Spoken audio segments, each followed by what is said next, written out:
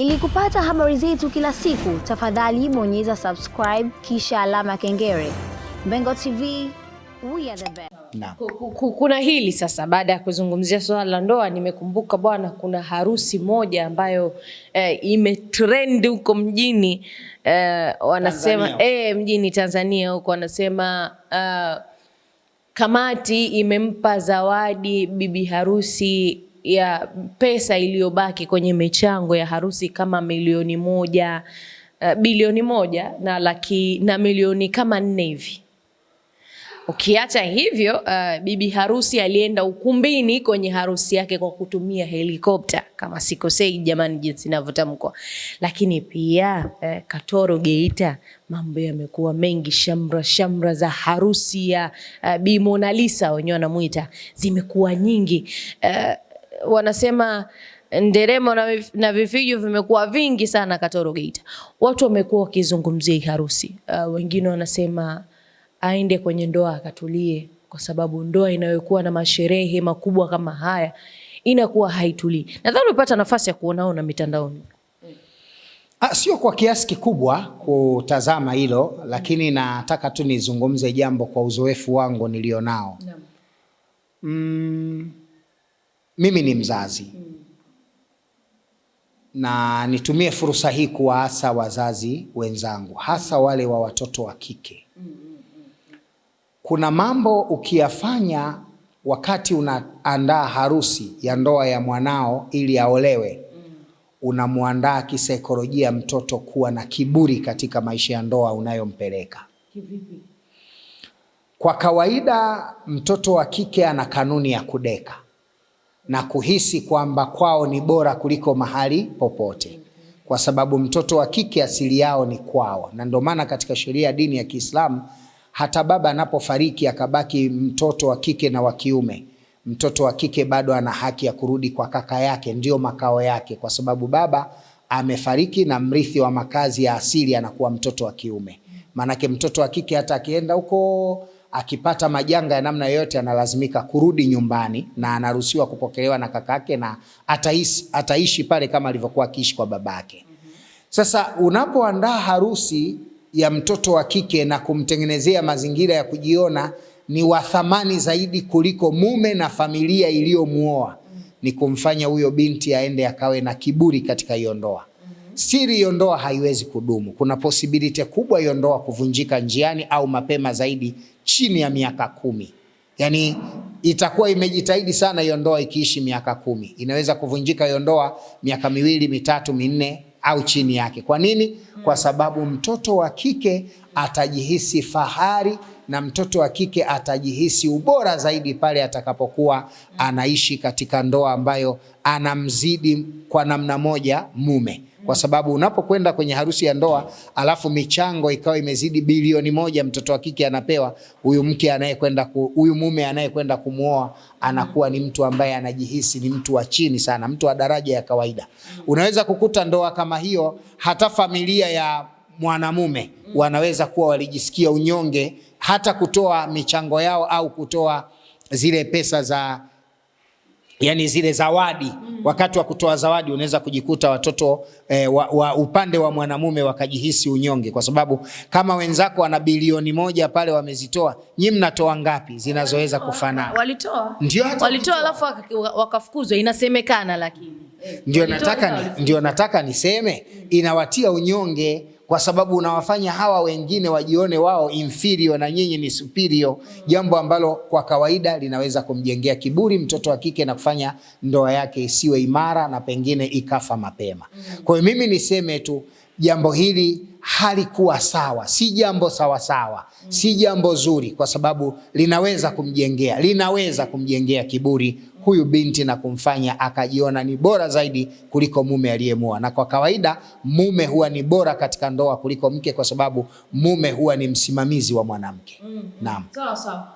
Kuna hili pia natamani tulizungumzie.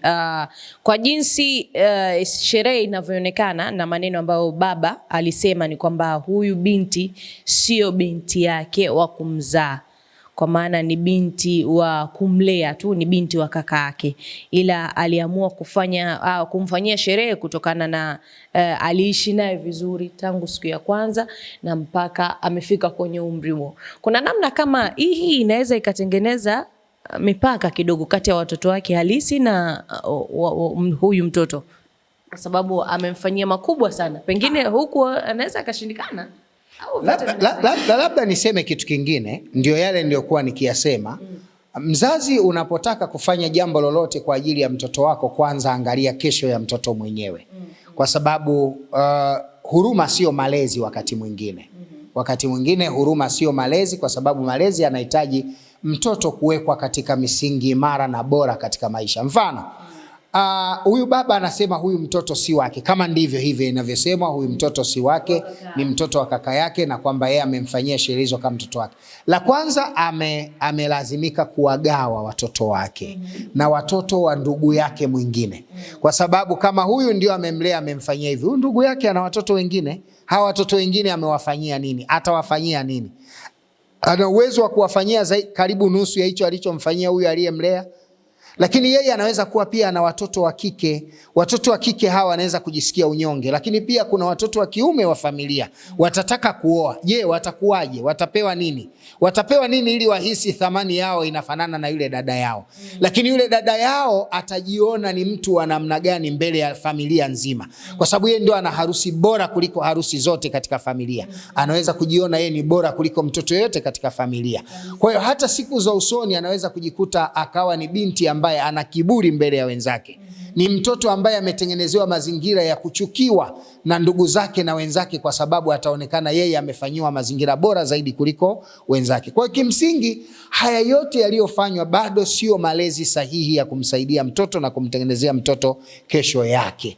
Nadhani wazazi katika hili hawakuwa sawa, kwa sababu walitengeneza mazingira ya kumfanya binti awe mtoto sio sahihi, awe mtoto ambaye yani binti awe mtoto ambaye ameandaliwa kuwa na maisha fulani tofauti na watu wengine, ambayo si hali ya kawaida katika malezi ya familia. Sawa. Kuna namna watu wengine wataona kama hichi ambacho kimefanyika ni sawa kutokana na wasi matajiri.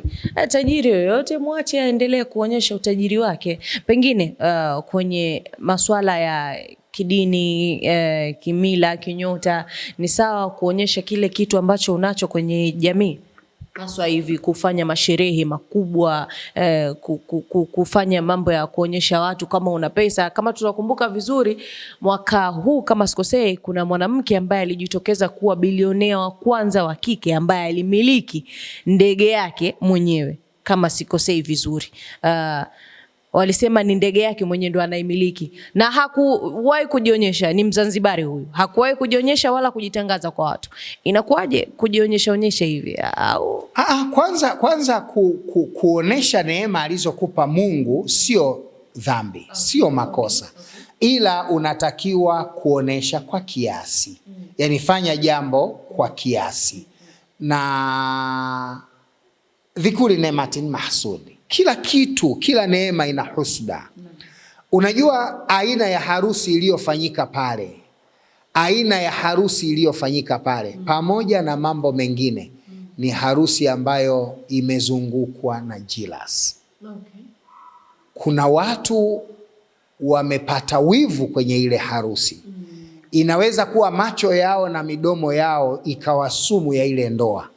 Narudia tena hiki kipande na mtakuja kunikumbuka. Inawezekana macho ya watu na midomo ya watu juu ya ile ndoa ikawa ni sumu ya ile ndoa, na wakajikuta kama hawatofanya jitihada ya makusudi ya kuomba dua, ya kumuomba Mungu kuikinga ile ndoa, ni miongoni mwa ndoa zitakaa na kudumu kwa muda mfupi sana. Inaweza kuwa moja kati ya ndoa zinazoweza kudumu kwa muda mfupi sana. Kwa nini? Kwa sababu ni ndoa yenye macho ya watu wengi na yenye midomo ya watu wengi. Na ni lazima kuna watu wameumia kwa yale yaliyofanywa. Kwa sababu unajua kuna vitu unapofanya kiasi unapunguza midomo ya watu. Unajua kuna watu wanaishi maisha ya shida sana hapa duniani. Anapoona mtu anafanya kitu unnecessary, kuna kitu anaweka kwenye moyo ambacho kinaweza kuharibu mustakabali wako wa kesho. Na mimi naamini aina ya ndoa iliyotokea, macho ya watu yaliyofanya na midomo ya watu iliyosema juu ya ndoa hii inahitaji huruma ya Mungu sana.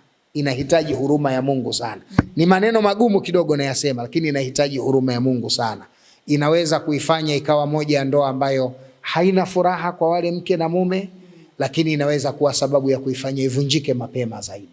Kwa hiyo tuwaombee sana Mungu wadumu, kwa sababu gharama iliyotumika ni kubwa, na waliotoa gharama wanatamani kuwaona wawili wale wanaishi mpaka wanazeekana na wanahitimishana, mume anamzika mke au mke anamzika mume. Naam.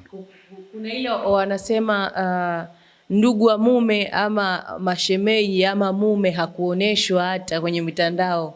Usikute hana pesa inayomzidi mkewe na ndio maana haya yakatokea. Inawezekana ukiwa huna kipato kikubwa kwenye familia wanakuweka nyuma. Sio hilo tu, hata yeye mwenyewe pia inawezekana katika mazingira yale anaweza aspende kuonekana, kwa sababu kwa mwanamume pia ni udhalili. Unajua familia ya mke inapofanya makubwa yanakuzidi mara 10, wewe unayeoa pia inakufanya wewe unakuwa inferior. Kwa hiyo muda mwingine inawezekana hata ameogopa kuonekana au amekataa kumuonyesha, kwa sababu mwisho wa siku atafahamu kwamba yule ambaye harusi yake katika mazingira haya ndio huyu hapa, na pengine kuhofia mapaparazi na mamamarazi. Maana tupo tunatamani tumjue bwana harusi ili tulinganishe kilichofanyika na baba mkwe na atakacho kuja ukifanya kitawezekana.